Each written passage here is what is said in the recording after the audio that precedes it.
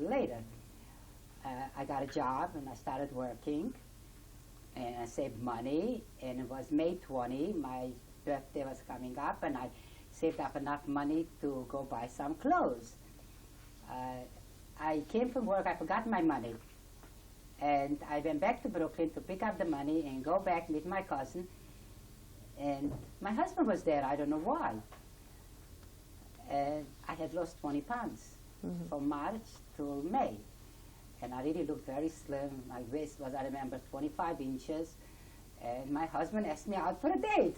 I wasn't fat anymore. And he took me to Radio City. That was our first date. And when were you married? We were married 8 months later on December 5th. And all this time we stayed very good friends, but I went out with other fellas. And every Sunday he used to come and pick me up and take me out to famous restaurant for lunch. And I used to tell him what kind of boy I saw, did I like him, didn't I like him, what, and just didn't like anybody. Finally, his mother intervened and she said, well, if you don't want to marry her, then you don't have to take her out every Sunday. So on Labor Day, we became engaged. And you were married in December? Pardon me? You were married in December. And we were married in December because we didn't have an apartment there to go to, so that's why we had to wait. Yes. So we got an apartment in a basement, of course, and we were married in December. And this is 1948. 1948, yes. Right. And a year later, in 1949, on December 17, I had my first baby. You had a girl? A boy. A boy? That was very exciting because we were two girls, very much a girl family from home. My husband were 10 children. There were 5 boys and 5 girls. So I had my son, and then 3 years later I had my daughter. Of course, it was very exciting to me because I was able to give my parents' name. Right. And life goes on. Right. And my husband had asked me, when we first met, we used to talk about the camp a lot. And when we got married, he asked me to make him a promise that I would stop talking. Not forgetting, but stop talking. Because how else could you raise a family always with that bitterness and with that heavy heart? And it just wouldn't be right for the children. And so I stopped talking about it. A year later, we moved in to a housing development that was given only to American soldiers, to veterans. And I was all between Americans. I had to speak only English. And this is where my children were raised. We were there for 17 years between all American people. The only time I started talking was as my children grew up, and they used to go downstairs to play. And like Sunday morning, they used to come out, the 2 of them holding hands. One was maybe 3, the other one was 7 or 6. And they cried. I said, why are you crying? Because everybody left to a grandma, and we want to go to a grandma too. And this is when I started talking again and telling my children why they don't have grandparents and what happened to them. Then later I had met some Americans that we became very good friends, and also started asking questions, and this is where I started opening up and getting back to the memories. But by this time, you know, you already lived a little normal life too, so we were able to take it. Many people cannot talk. My brother would not talk, and I still don't know after 51 years what happened exactly to him. But I felt, I felt it was, I don't know, it was just like to their memory. I felt that by speaking about it and speaking about them, that something that I feel good about them, that I really don't forget them. There isn't a day going by without thinking of them. And of course I have pictures on the wall that I look, and people look, and the children look and say, Bobby, you look like your mother, or something like that. And it's very painful. It's 51 years, but it's still very painful. And I miss him, and I missed a lot. It wasn't a very nice thing that happened to us. And we were we grew up, and our children grew up very hard. We had to give them extra love for what they missed, because I know what I'm giving to my grandchildren today, what they missed from their grandparents. And it's something that we had to live with it, and pray and hope that we're going to get a lot of more years to go on. That's right. And be able, in good health. That's the main thing, Right. to be able to go on. Is there any message you would like to leave now with your children, your grandchildren? Sure. I want to tell my children and grandchildren that they should be very proud of what we are. They grew up on the ashes of Auschwitz. And what they missed in not having grandparents, I hope that we were able to give to them, and love and support, and to let them know that there was a very nice world out there, and that we were very nice people living in a normal environment. And then today they should continue and never forget those people who died for the sake of being Jewish and for Kiddush Hashem. And they should always be happy and teach their children to be decent people. And this is what I have. I have a lot of nachas, Baruch Hashem. My children are wonderful children. I'm really very proud of myself, the job I did, because it wasn't easy being in America, even being in America, and it wasn't easy. But I raised 3 wonderful children and 8 grandchildren, and I'm proud of each and every one of them. They're really just wonderful. Nice, decent people, good learners, and this is going to be a memory for them, and I'm sure they will never forget it. Thank you very, very much for sharing your life's experience.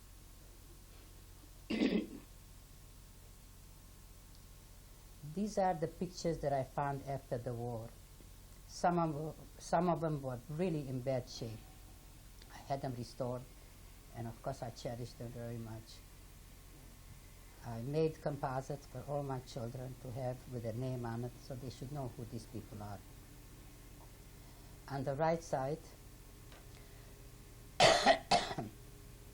it's my father.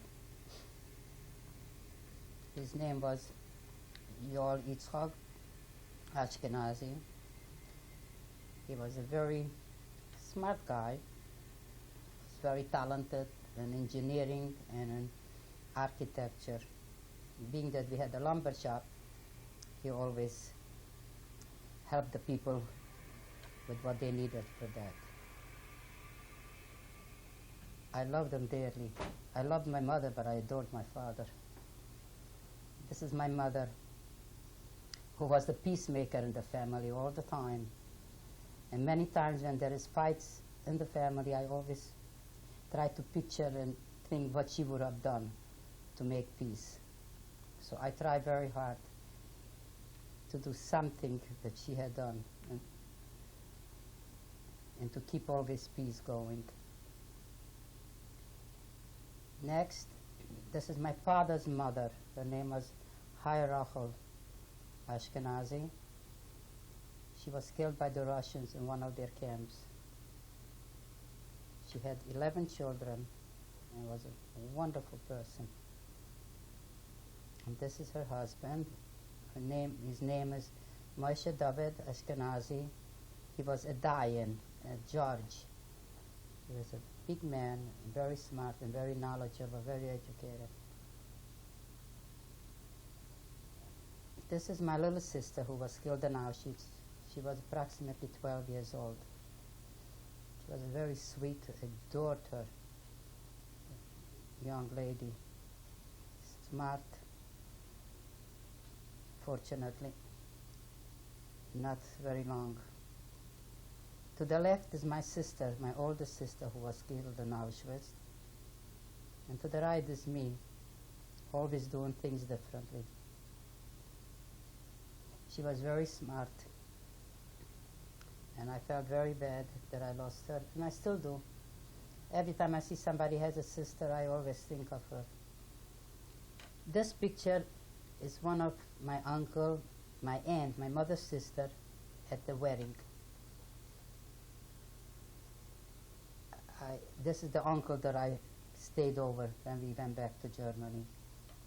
My mother is on the left side with a hat on, and my baby sister is in her lap. I'm next to her. Picture was very bad. They just fixed it up a little bit. And next to me are my cousins. And the back of my mother to the left is my older sister, and the rest of my old sisters, brothers. My father is all the way on top to the left. The rest are uncles. Of course, I was very young here, and after that we had lots more cousins. I remember having 14 cousins. And all the way in the bottom is my brother.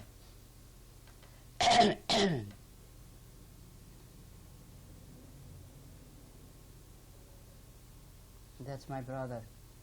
He's still alive, and we still argue. That's my brother when he came to America, and that's me.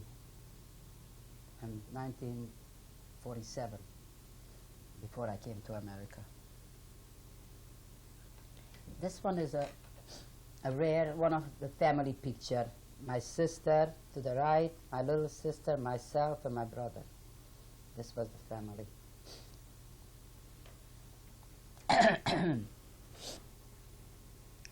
This is a picture of Red Tag, where my grandfather lived and where I used to love to go. On the left side, there's an arrow going down. That's my grandfather's house next to the church. It was a nice town, and I loved it. I just loved being there and had lots of fun. This is my house where I grew up. This is the house that my father built. It was a nice big house. You could see the next one to it, how much smaller it is. I was back 4 years ago in Europe, and I saw it. Of course, it looks a little different. The door was closed in, and they made a hospital out of it. That was when I went to visit Auschwitz and all the other places. Of course, it's a very painful thing to come to this house. It's all fixed differently, made it like a hospital. But in a way, I was glad that they were using it for humanitarian reasons. It wasn't just thrown down. This is Auschwitz, 1992. I returned to Auschwitz because I wanted to go back to where I left my parents on the railroad track in Auschwitz. I felt that that's where they are. After all, they don't have any graves. And this is the barrack that I lost my sister in, barrack 30. In fact, when I went there, I couldn't even cry, but this is when it got me going. This is Auschwitz, and this is how it looks now. And it was terrible the way it looked then. There was full of white suds on the floor. That was the guard who came with us thought that there was dust from the bones of the bodies who were killed there. After we walked around for hours there and we left, I turned back as the sun was coming down, and I looked back, and Auschwitz doesn't look like that. It just looked like a very peaceful cemetery now. And this is how I feel, that this is where their cemetery is. This is where they are buried. If a little speck of their body and their dust was left, that's where it is. And that's where we should really go for Keberovers. This is a group of girls that we were liberated. I'm sitting on the chair there on the left side corner in the bottom. And the rest are all friends that we were liberated in Germany. And this is up in Thuringia, and that hotel where we were.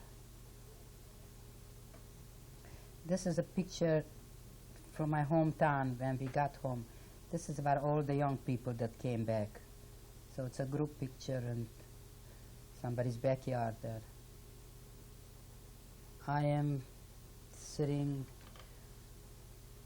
in the front there, 1, 2, 3, on the left side, with the crossed legs. That's me. And the rest are all young people.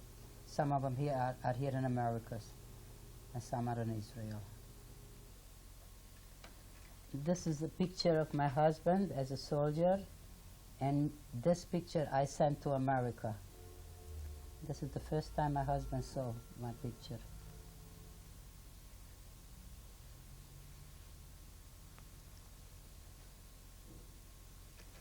This is our wedding picture on December 5th, 1948. Nice gown, borrowed, but it looks nice. 48 years now.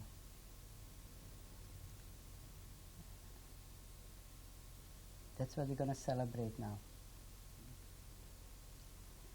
These are my 2 children. This is my oldest son, Yoel Yitzchak, named after my father, and my daughter, Shoshana Sheila. She's named after my mother. This was when I had them, it was my whole life came completely. I felt that this is it. I was very happy to have them, and I loved them dearly. I still do. This is my oldest son and his family. His wife Sarah, his daughter Peru and Rivki, and son Hillel. They're wonderful family, thank God. This picture is of my daughter in Baltimore with her family. To the left is my husband, her son Han Yehuda, my daughter Sheila, myself.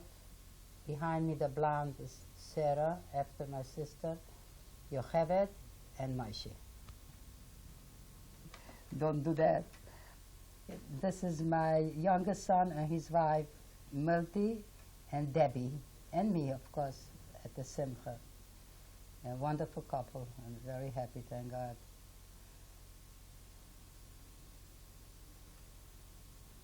Mrs. Weiss, Mr. Weiss? Yes, ma'am. I want to thank you very much for participating in this. Is there anything you'd like to say, Mr. Weiss? When it comes to cameras, everybody gets tongue-tied.